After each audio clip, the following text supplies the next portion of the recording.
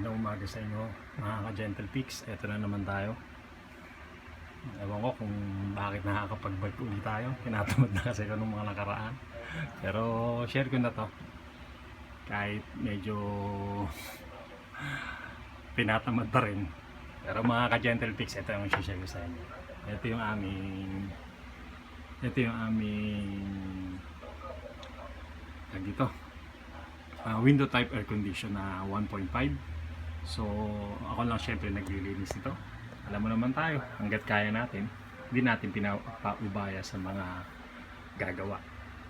Una sa lahat, makakatipid kasi, makakasave ka ng oras, unang-una sa pera, at saka syempre marami kang masasave. Basta ganon, marami kang masasave pag ikaw ang gumagawa at may ingatan mo pa. Number one din yung benepisyo, yung may ingatan mo yung unit mo o yung gamit mo sa bahay. So ito na share ko sa inyo.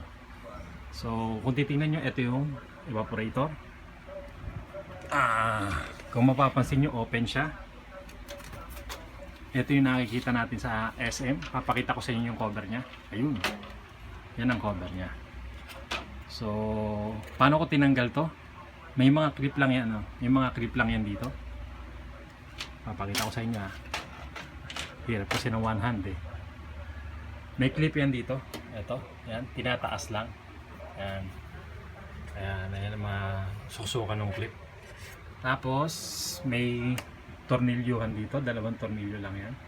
Dito, tatanggalin nyo lang. Ito yan, papakita ko sa inyo dito sa baba. Punta ko sa inyo sa kwarto. So ayun yung tornilyuhan. Ayan, dalawa lang siya. Dalawa lang. So ayan ang sistema niyan. Tapos ito yung mga clip niya. Ito sa taas. Ayan. Tsaka meron din dito. Tsaka dito. Ito. So apat lang siya. Isa dito. At isa dito. Isa dito. Gilid. Tsaka to. So ayun guys, no, mga ka-Gentle Peaks, sa mga nagnanais na linisan nila yung kanilang evaporator, kasi napakahalaga nito. Ang pangaraniwan kasing ginagawa ng mga o advice ng mga na lilinis, mga air condition cleaning, diba? Nahirapan akong mag-explain. Ang ina-advise lang nila, ito ang lilinisin natin, itong air filter. Pero kung mapapansin nyo na pangkaraniwan nililinis natin to, kaso nga lang makakapag-isip kayo, pag tinanggal nyo makikita nyo napakarumi ng evaporator. So kailangan din lang linisin kasi hindi naman nasasala ng filter lahat ng dumi. So papakita ko sa inyo kung gaano kadumi, kasi ito malinis na, nalinis na natin, pero marumi pa rin yung evaporator. So useless na kung ito lang ang lilinisin niya at hindi nyo lilinisin ang evaporator. So ngayon, ililinisin natin ang evaporator nang hindi na tinatanggal yung unit. Lalo na pag halimbawa nagkakaedad na tayo, hindi na natin kayang ibaba. Iba kasi binabagba pa eh. Ito shortcut na lang, hindi na natin kailangan ibaba. So ito, may gamit lang ako dito na isang binali kong toothbrush tsaka tubig. So tubig lang ginagamit natin kasi minsan yung chemical na sabon o yung ibang mga chemical na ang balita ko nakakasira rin ng evaporator, nabubutas. Tsaka lalo pang kinakalawang ng ating mga frame ng condenser, mag-iingay siya. So tubig lang. Kaya tubig lang ginagamit ko guys, kasi ang mahalaga lang naman yung mga butas-butas na yan. Yan yung mga linya na yan. Napapakita ko sa inyo yan, mga linya na yan. Kailangan lang huwag natatakpan ng mga dumi. Kaya nito, yan, mga naglulumot na. So ang gagawin natin, gaya nito, walang lumot. Yan, ito, dumi na rin siya. Yan, nakabara na. So papakita ko sa inyo kung bakit nakabara yan, kung bakit sinasabi kong nakabara. Ayan, ito binali ko lang na tututbas na ito, pinaso ko lang dito para mabali siya. So ito na, tanggalin natin yung dumi na yan. Ayun. Ayan, kita nyo guys, kapal. Tapos, gaganon ko lang siya dito sa tubig. Tsaga-tsaga lang, no? Ganyan lang. At least mas magaang tong trabaho na to.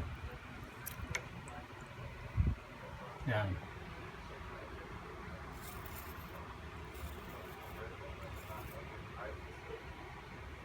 Yun. Dumi. Oh, wait nyo. Medyo matagal nga lang. Pero tsatsagaan nyo lang, guys. Asa sa inyo na lang paano diskarte. Ito malakit na to. Ano? Yun. Dumi, di ba? Ngayon, kung gusto nyo, yung mga chemical lang na sabon, na halimbawa, mga mild soap, pwede na rin. Pwede rin. Para mas madulas. Kaya nasa sa inyo pa rin. Pero sa akin, mas prepare ko tubig lang. Ayan, tatanggal naman eh. Oh. Ayan, daming dumi. So, yun lang guys, no? Tutuloy ko to. Wala naman kasi nagkakamera sa akin. At mahirap na isang kamay lang. Hindi natin malilinis ng maayos. Kaya natanggalin lang natin to. Pakita ko sa inyo. Yung, tanggal oh. Oh. Medyo matagal nga lang. Pero kung wala naman kayong ginagawa sa bahay, pwede nyo nang gawin. Yan, malinis siya ulit. Ito, itong lumot. Tanggalin natin itong lumot na ito. Ayan. Ayan, ang lumot siya eh. Parang nagtutubig. Oh, grabe oh. Yan. Pag nakabara yan, yung mga ganyang lumot na yan, yan, hindi napapasok dyan yung hangin na galing sa kasi paliwanag ko na, explain ko na rin. Etong evaporator na to, humihigop to ng hangin galing sa loob ng bahay. So, yan, pumapasok dyan yung hangin, kaya dumudumi to. So, lahat ng alikabok, o hindi naman lahat, basta kung ano lang yung kaya niyang higupin niya. Tapos lahat ng mga nahihigop niyang hangin na galing sa loob ng kwarto natin o sa loob ng bahay, yung mga alikabok yun lang naman ang nakukuha niya kung ano lang yung nahihigop. Ayan o, masama-masa po, sige namit magdamag. Ayan o, masama-masa pa. So pagkatapos yan, pumasok dito yung hangin, lalabas naman siya dito sa evaporator. So yung ganitong prosesong paglilinis, hindi nga lang natin nalilinis yung loob dito. Pero ang concept lang kasi ng evaporator, magpasok ng hangin dito, tapos maglabas.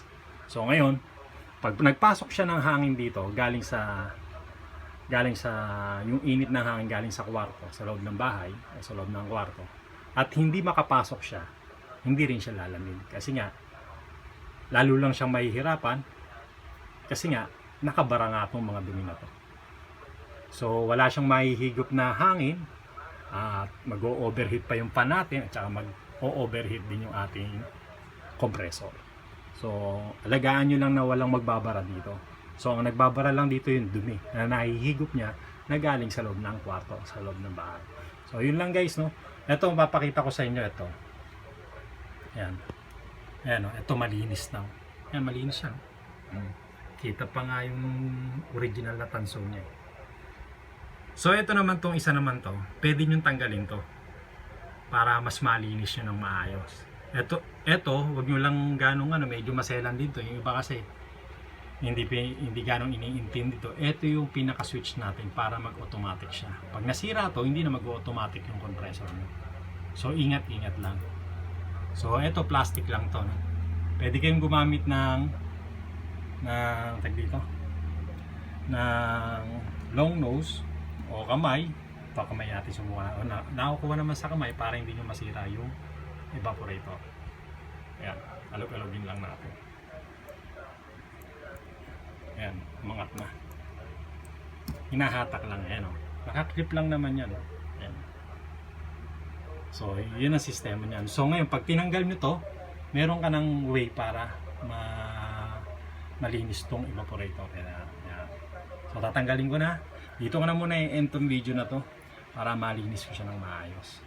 So, yun lang muna mga ka-Gentle Pix. Salamat muli sa Diyos na nakapag-share muli. Susunod, papakita ko naman sa inyo kung paano ka naman linisin uli yung condenser naman, yung nasa labas, yung binubugay niya mainit. So ito lang muna ang pinaka-importante, tsaka yung condenser. So muli, salamat sa Diyos mga ka-Gentle Pix na nakapag-share muli ako sa inyo ng kapakinabangan.